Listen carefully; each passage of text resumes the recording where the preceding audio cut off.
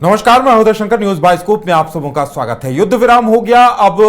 सोमवार को दोनों देशों के डीजीएमओ की बैठक होनी है और इस बैठक पे बहुत कुछ निर्भर करेगा कि युद्ध को लेकर या आपसी तनाव को लेकर क्या कुछ बातें होती है। लेकिन झारखंड के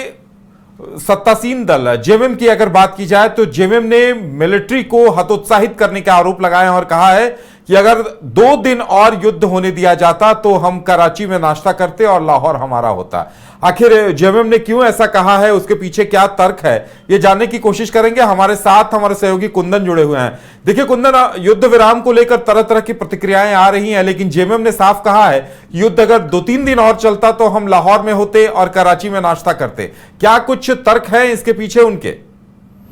बिल्कुल उदय, देखिए जिस तरीके से ऑपरेशन सिंदूर चलाया जा रहा था और पूरे देश जो है उबाल में था, इसको लेकर उत्साह से जो है भरा हुआ था और यह इस बार अनुमान लगाया जा रहा था कि इस बार जो है पाकिस्तान को लेकर जो है जय या क्षय की स्थिति जो है वो हो जाना चाहिए। और पूरे देशवासी का एक ही आवाज़ निकल रहा था कि आतंक के खिलाफ में जो लड़ाई चल रही है इस बार जो है ये अंतिम होना चाहिए। इसके बाद जो है बार बार आतंकी का जो कायराना हमला होता है वो हमारे देश के भीतर में नहीं होनी चाहिए। और इसको लेकर पूरे देश जो है केंद्र की जो सरकार है, वर्तमान सरकार, उससे यह उम्मीद लगाए बैठी थी। लेकिन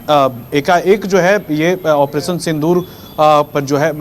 देखा गया कि अमेरिकी हस्तक्षेप के बाद जो है सीज फायर पे जो है मामला आ गया और सीज फायर का जो मामला आया उसके बाद जो है यह देखा गया कि जो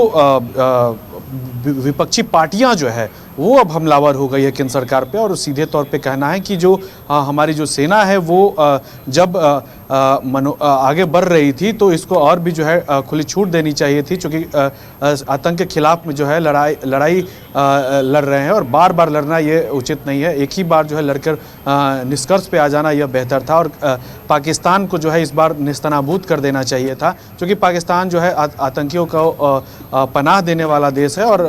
आतंक को जो है कोई भी देश कह सकते हैं कि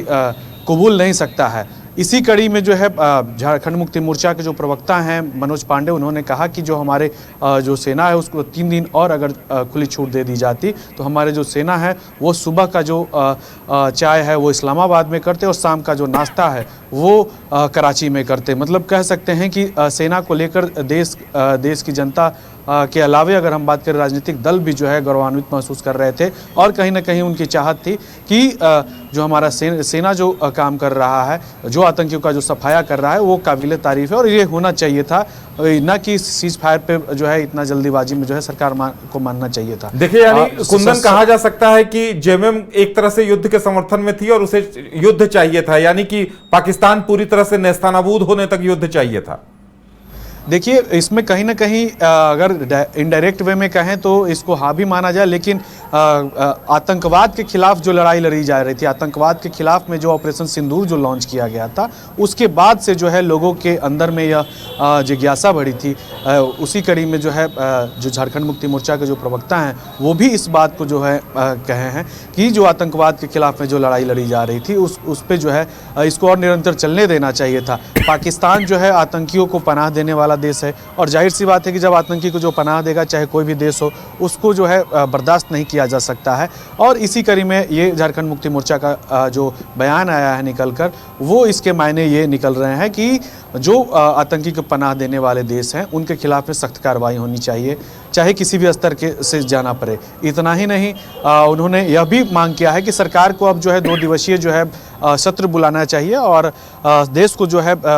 सत्र के माध्यम से जो है बताना चाहिए कि इसमें हमने खोया क्या और पाया क्या, मतलब वास्तु स्थिति क्या हुई इस पूरे घटनाक्रम पे, वो सरकार को जो है देश को बताना चाहिए। विपक्ष को भी जो है उसमें रखना चाहिए और बुलाकर और तमाम चीज़ों पे जो है डिबेट करना चाहिए। कुंदन, हमारे साथ जुड़ने के लिए और तमाम जानकारी देने के लिए आपका बहुत बहुत धन्यवाद। तो देखने वाली बात यह होगी कि जेएमएम ने जो शिकायत दर्ज कराई है उस पर रिएक्शन क्या आता है और केंद्र की तरफ से कहां तक इन तमाम चीजों का खुलासा किया करती है। लेकिन अभी डीजीएमओ की बैठक होनी बाकी है।